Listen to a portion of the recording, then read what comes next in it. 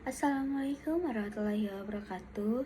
Di sini saya akan mempresentasikan materi sebagai tugas pengganti UAS dalam mata kuliah Etika dan Hukum Bisnis. Yang terhormat kepada dosen pengampu Ibu Sinta S. Herianti SHMM CHRM.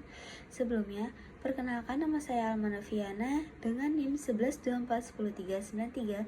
Saya dari kelas MA 24C07 dengan prodi Manajemen S1 Fakultas Ekonomi dan Bisnis. Langsung masuk saja ke materi. Di sini saya akan menjelaskan materi tentang perjanjian kerja waktu tertentu atau yang biasa disebut dengan PKWT. Ini ada PKWT. Apa itu PKWT? PKWT singkatan dari perjanjian kerja waktu tertentu yang membahas tentang sebuah perjanjian kerja antara pekerja atau buruh dengan pengusaha untuk mengadakan hubungan kerja dalam waktu tertentu atau untuk pekerjaan tertentu. Di sini PKWT digunakan untuk pekerjaan yang sementara atau memiliki batas waktu penyelesaian. Nah, di sini ada contoh PKWT. Saya ambil contoh 3. Yang pertama adalah pekerja musiman, di mana seorang pekerja dikontrak untuk bekerja di gudang pabrik paket online shop selama musim tanggal kembar. Nah, di sini biasanya pekerja musiman kenapa dipilih dalam tanggal kembar tersebut? Karena biasanya dalam platform aplikasi online shop seperti TikTok, Shopee itu pada saat tanggal kembar, sebuah toko sangat sering mengadakan diskon besar-besaran, di mana kita sebagai para konsumen itu lebih tertarik berbelanja di saat tanggal kembar tersebut, yang menyebabkan overload sehingga kekurangan tenaga kerja dan barang-barang banyak. Jadi biasa tuh suka direkrut para pekerja musiman tersebut. Lalu yang kedua ada konstruksi, di mana seorang pekerja dikontrak untuk jangka waktu tertentu untuk mengerjakan proyek pembangunan gedung. Yang kita tahu pembangunan gedung pasti ada waktu selesainya. Nah, sama saja ketika gedung itu sudah selesai, maka kontrak pekerja konstruksi itu juga selesai. Lalu ketiga ada pekerja sementara, di mana seorang pekerja dikontrak untuk membantu dalam acara peluncuran produk baru perusahaan. Nah, di sini biasanya perusahaan sangat hektik atau sangat sibuk di saat ada peluncuran produk baru yang sangat membutuhkan para karyawan. Jadi sebuah perusahaan meng-hire orang untuk memperkerjakan sebuah tugas dalam waktu tertentu, yaitu dalam sebuah peluncuran produk baru saja. Lalu di sini ada penjelasan juga tentang PKWTT. PKWTT singkatan dari perjanjian kerja waktu tidak tertentu yang membahas tentang jenis pekerjaan yang tidak memiliki batas waktu.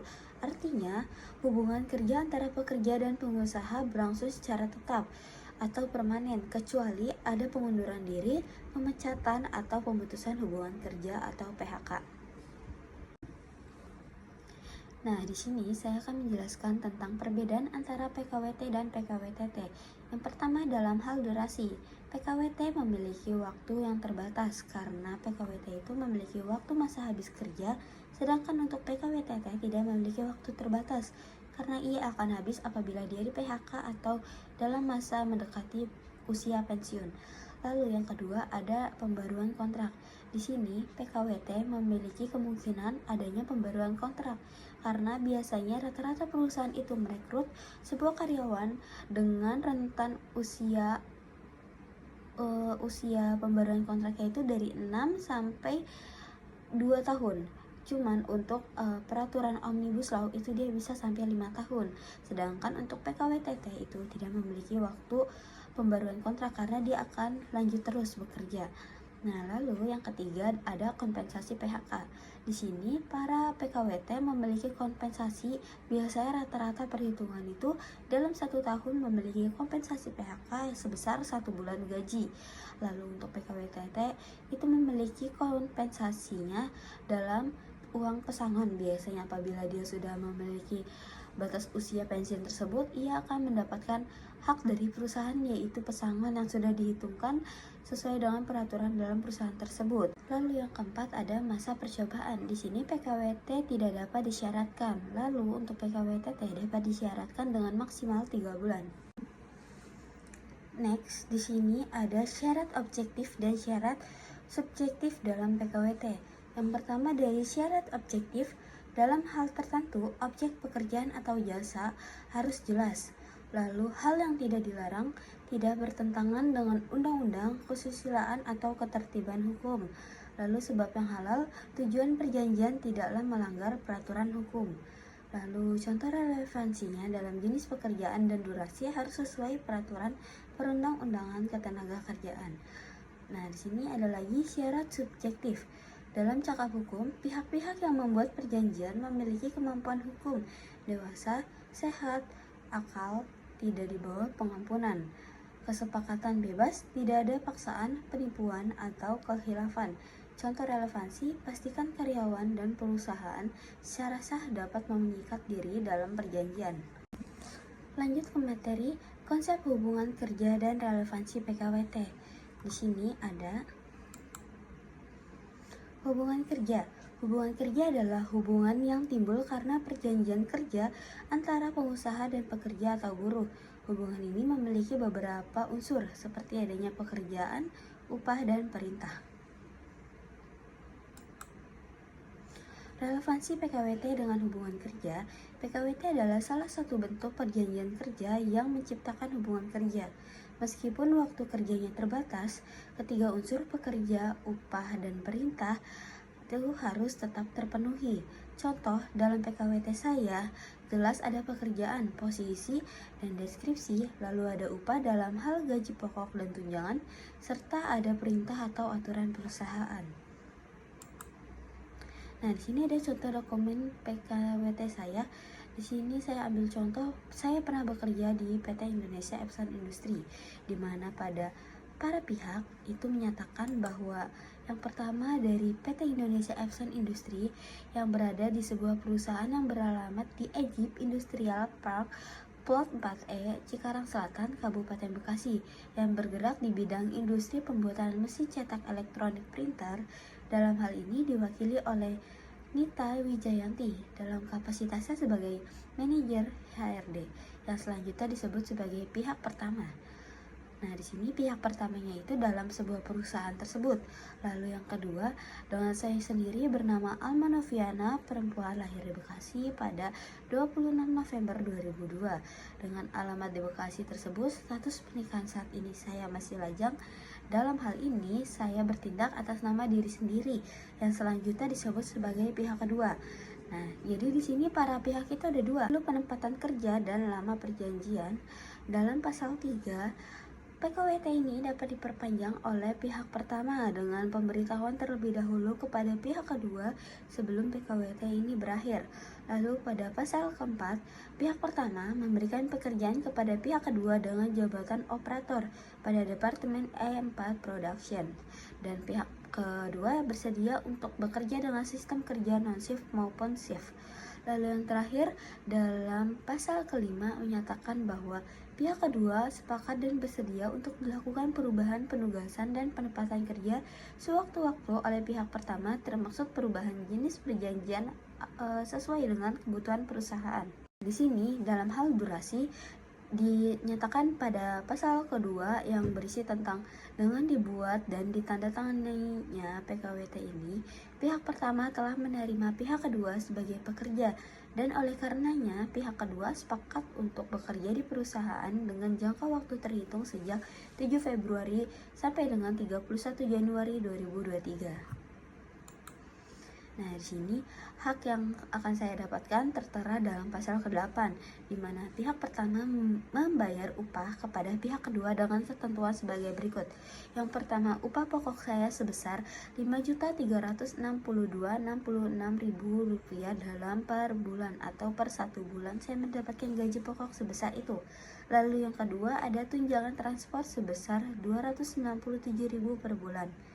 Lalu yang ketiga ada insentif kehadiran sebesar Rp97.000 per bulan.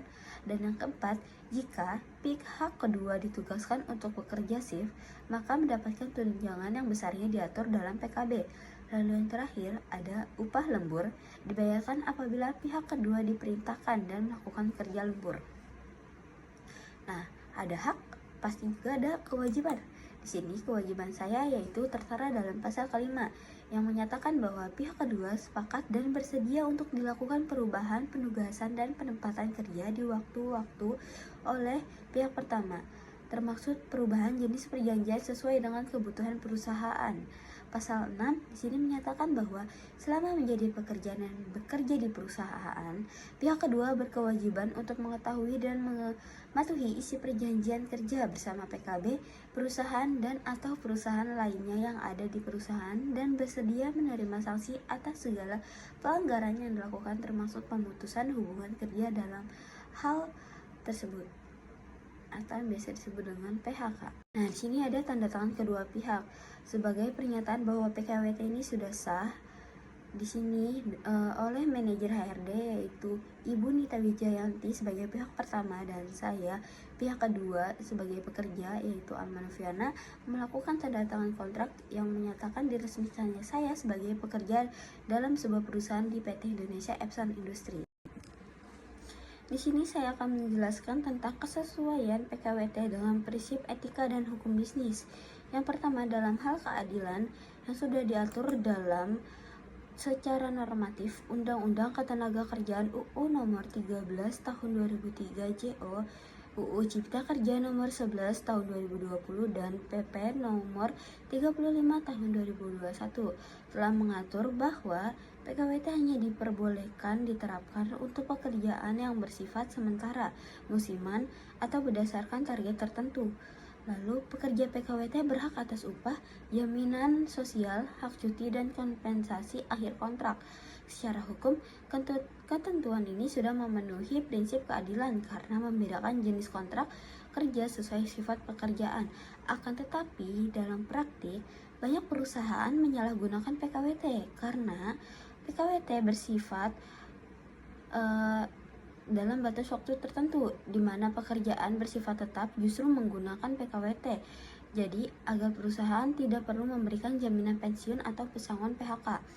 Lalu ada perpanjangan kontrak berulang tanpa kepastian diangkat menjadi PKWTT atau perjanjian kerja waktu tidak tertentu, membuat pekerja dalam kondisi yang tidak stabil. Hal ini bertentangan dengan prinsip keadilan karena menguntungkan perusahaan tetapi merugikan pekerja. Ada transparansi. Secara hukum, perusahaan wajib membuat perjanjian PKWT tertulis dan mendaftarkannya ke Kementerian Ketenagakerjaan sehingga pekerja seharusnya memahami masa kontrak, hak, dan kewajiban mereka. Namun, dalam praktik, banyak pekerja hanya menerima surat kontrak tanpa penjelasan rinci mengenai hak-hak mereka. Lalu ada perusahaan yang tidak mendaftarkan PKWT ke Disnaker sehingga mempersulit pekerja saat terjadi sengketa. Praktik ini tidak sesuai dengan prinsip transparansi karena informasi hak pekerja tidak disampaikan secara jujur dan terbuka. Lalu ada soal tentang tanggung jawab. Perusahaan seharusnya bertanggung jawab memberikan hak-hak pekerja PKWT, termasuk jaminan sosial, upah sesuai UMP atau UMK, dan uang kompensasi saat kontrak berakhir. Faktanya, banyak pekerja PKWT tidak mendapatkan kompensasi saat berakhir. Lalu, jaminan kesehatan dan ketenagakerjaan sering diabaikan oleh perusahaan, khususnya di sektor informal atau manufaktur skala kecil. Ini menunjukkan rendahnya tanggung jawab sosial perusahaan sehingga tidak sejalan dengan prinsip etika dan bisnis. Nah, di sini ada materi tentang apakah perjanjian kerja waktu tertentu cenderung merugikan pekerja. Nah, jawabannya adalah ya, dalam praktiknya PKWT lebih sering merugikan pekerja karena yang pertama, tidak ada kepastian kerja. Pekerja mudah diberhentikan saat kontrak habis tanpa alasan yang jelas. Lalu yang kedua, minim perlindungan sosial. Perusahaan sering menghindari kewajiban pesangon, jaminan pensiun, dan perlindungan lainnya. Lalu yang ketiga, posisi tawar pekerja rendah. Banyak pekerja terpaksa menerima PKWT karena kebutuhan kerja meskipun kondisi kontraknya merugikan. Nah, di sini opini saya adalah meski regulasi PKWT sudah ideal secara formal, penerapannya saat ini belum selaras dengan prinsip etika dan hukum bisnis. Praktik penyalahgunaan seperti klausul merugikan, minimnya kompensasi, dan lemahnya pengawasan lebih banyak merugikan pekerja. Oleh karena itu, diperlukan langkah konkret seperti penerapan sanksi tegas bagi perusahaan pelanggar, peningkatan kapasitas pengawasan Disnaker, edukasi pekerja agar memahami isi kontrak, dan revitalisasi peran lembaga peradilan dalam memutus kasus-kasus PKWT bermasalah. Jika ini dilakukan, maka mekanisme kontrak bisa memenuhi nilai keadilan, transparansi, dan tanggung jawab sebagaimana etika bisnis sejati. Sekian dari presentasi yang sudah saya jelaskan. Apabila ada salah kata, saya mohon maaf. Saya akhiri, wabillahi taufiq wal hidayah. Wassalamualaikum warahmatullahi wabarakatuh. Terima kasih.